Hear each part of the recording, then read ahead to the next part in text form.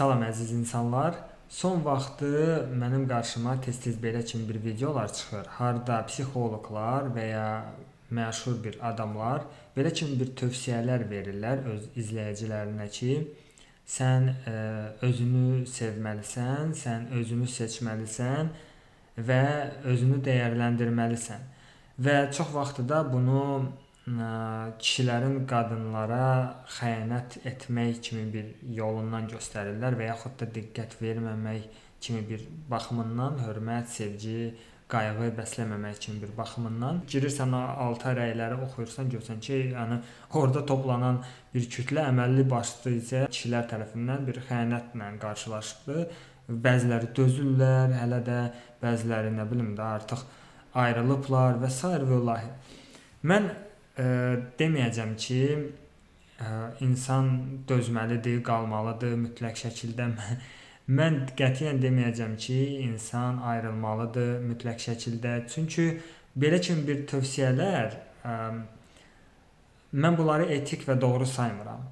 Hər bir insanın öz həyatı var, öz həyatına görə də bir seçimləri var, öz ağlı var. Mən bir şeyi sadəcə demək istəyirəm, nəyi ki mənə gələn biliklərdən öyrənirəm, bilirəm və başa düşürəm. Həmçinin müşahidə edərək də həyatımı öz təcrübəmə əsaslanaraq da. Ancaq özünü seç, ancaq özünü sev, ailə, sayuz deyilən bir prizmaya sığmır. Ayrılanlar, uzaqlaşanlar hamısı xoşbəxtdirlərmi? Böyük əksəriyyəti xoşbəxt deyillər.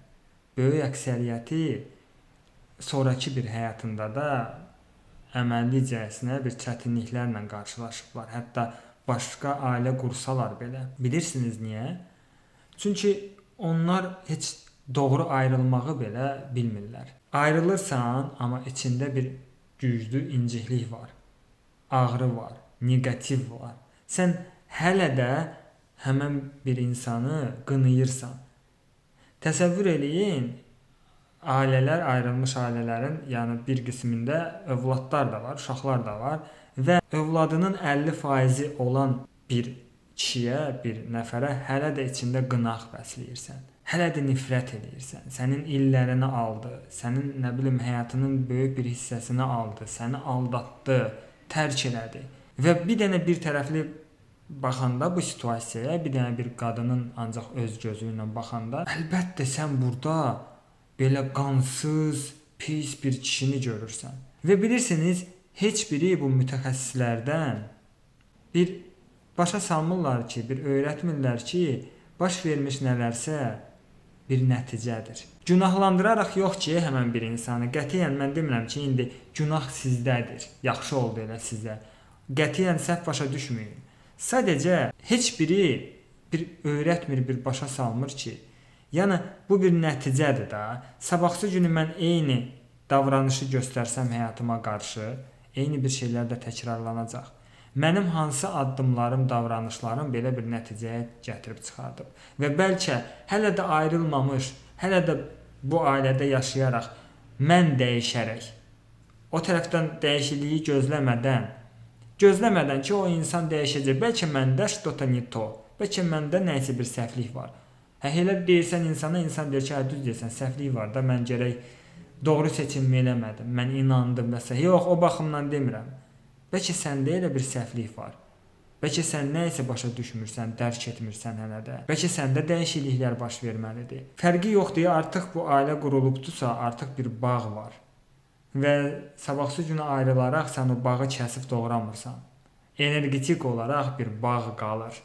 Uşaqlar varsa temboli bu bağ qalıb və bərkdir. Və bilirsiniz nəyə mənə müəllimim öyrədir və ona müraciət edən birilərinə. O demir ki, ayrılın, demir ki, yaşamaq. O deyir ki, təşəkkür etməyə öyrənin, şükür etməyə öyrənin. Təşəkkür edin o insana, hansı ki, bax, 8 ilinizi sərf etdiniz, o 8 ildə sən nəyə öyrəndin? Təşəkkür etməyə bir şeylər tap ona. Həyat bir dərs verir. Dərsi aldınmı? Nəyi öyrətdi bu səni? Axı sənin gözləntilərin var idi. Sən ailə quranda elə bilirdin ki, bax belə olacaq, belə olacaq, belə olacaq, nə bilim nə olacaq və s. Sən nədən qaçdın bu ailəyə? Bu tərəfə, yəni bu dərinliyə heç biri girmir. Yəni mütəxəssislərin bir çoxusu heç onlar ancaq fərdi seanslarda zətdə girəcəklər sizin uşaqlıq travmalarınızdan. Yox, bunu qoyaq qırağa. Emosional, yəni işlər qoyaq qırağa, onların faydası var, tamam. Seans və s. Amma bunu real olaraq, konkret olaraq demək ki, bu həyatda baş vermiş hər bir şey nəticədir və hər şeyin səbəbi var. Heç nə də təsadüfi deyil. Var bir yaradıcı, o hər zaman səni görür.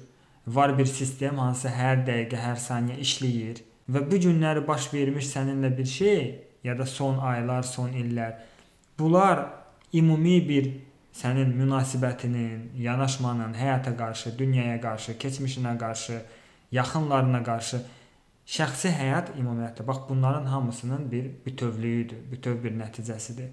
Və əgər sən burada özünə qarşı hörmətsizlik görürsənsə, dinləməməyini görürsənsə, sayğı görmürsənsə, nə bilim sevgi görmürsənsə, sənə xəyanət edirlərsə, gör sən özünə harda xəyanət edirsən.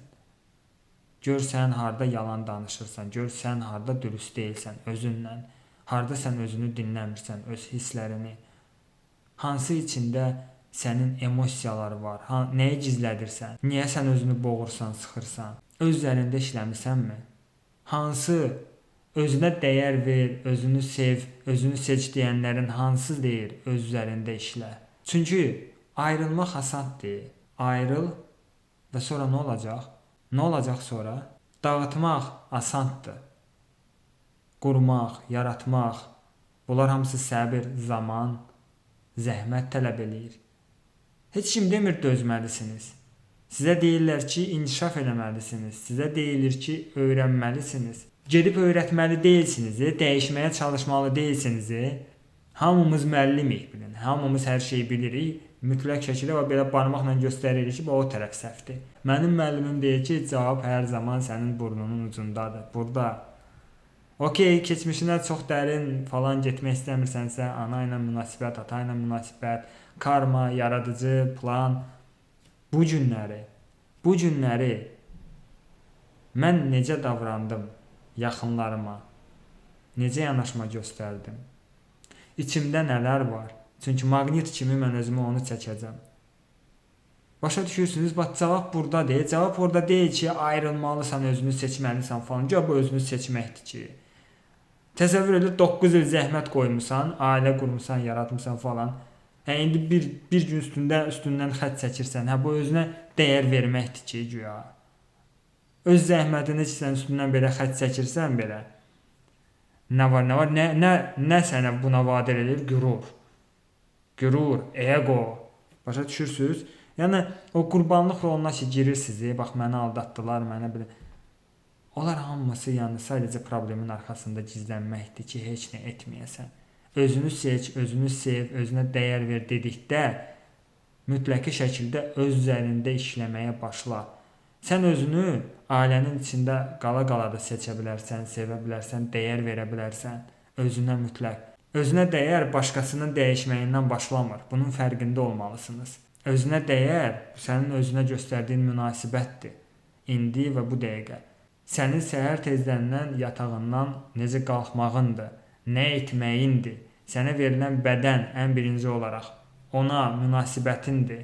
Özünə baxırsanmı sən ümumiyyətlə? Çünki bir çox qadınlar özünə baxmaya, özünə dəyər verməyə, özünü sevməyə, bax belə, yəni özlərində işləməyə elə bilirlər ki, elə qarşısındakı insan birdən-birə dəyişəcək.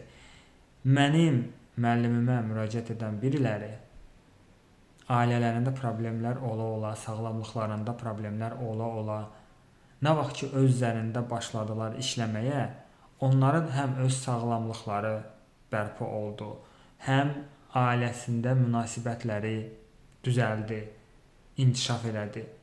Onlar təəccüblənirdilər ki, necə mən öz üzərimdə işləyə-işləyə yanımdakı bir insan dəyişməyə başlayırdı.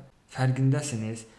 Övladları sağalmağa başlayırdı. Öz üzərində işləyə-işləyə, yəni öz üzərində işləmək də sadəcə bədən demək deyil, yəni öz rollarının, öz vəzifələrinin üzərində işləyə-işləyə.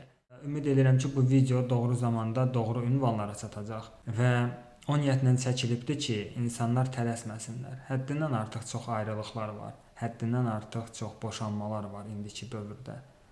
Çünki hər kəs özünü seçir. Hər kəs özünü sevir.